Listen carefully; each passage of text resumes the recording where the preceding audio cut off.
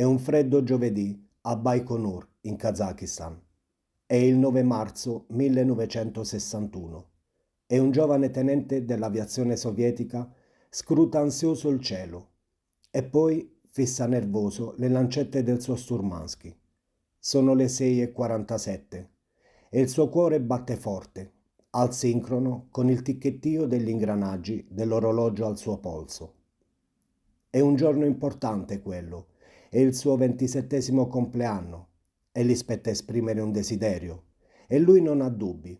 Il suo desiderio è strettamente legato all'imminente sorte di una cagnolina nera. La vita o la morte di essa segnerà il futuro del giovane tenente. Il suo nome è Yuri e la cagnetta si chiama Cernusca. E ha paura, chiusa com'è in quella piccola capsula che vibra forte e viaggia a folle velocità.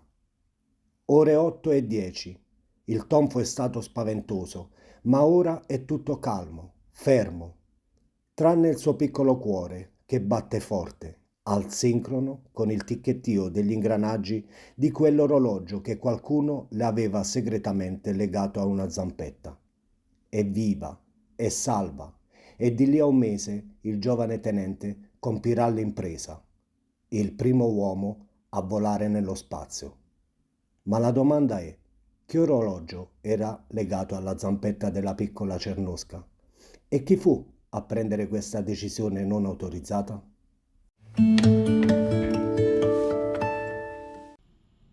Salve a tutti e bentornati su All Time Watch.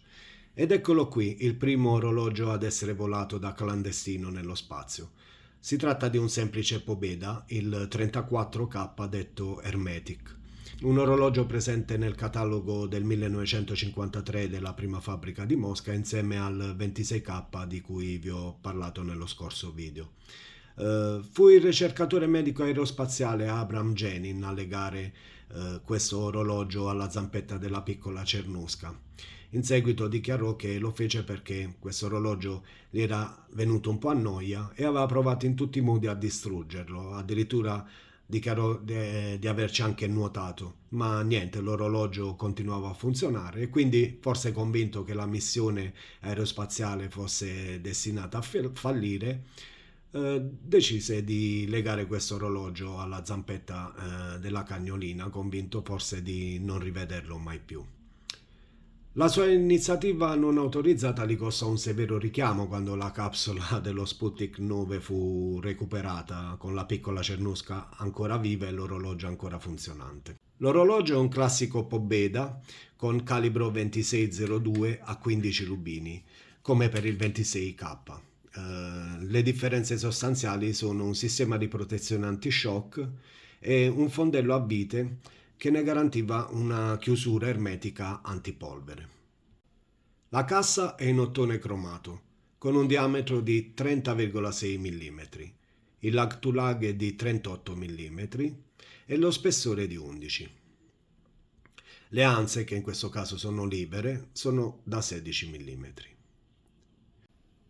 Come vi dicevo, il 34K fu prodotto dalla prima fabbrica di Mosca, ma non solo, infatti l'esemplare che vi sto mostrando è stato prodotto dalla fabbrica di Chistopol e le differenze tra i due modelli sono semplicemente alcuni particolari del dial, nella numerazione del subcontatore, la mancanza di una porzione del numero 6, una leggera bordatura di nero degli indici in questo caso, e le tacche dei secondi sul margine esterno che in questo esemplare sono a chemin de fer.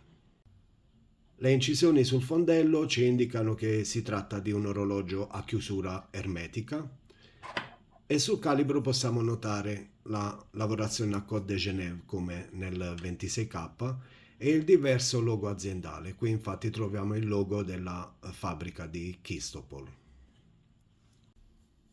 L'orologio è un solo tempo a carica manuale con il calibro 2602 a 18.000 alternanze e una riserva di carica di 32 ore. Con un diametro di poco più di 30 mm risulta un orologio davvero piccolo, ma anche in questo caso un bracciale band strap ne migliora decisamente la vestibilità al polso.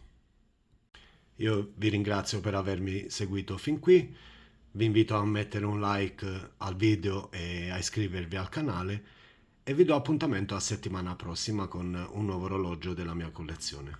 Ciao a tutti!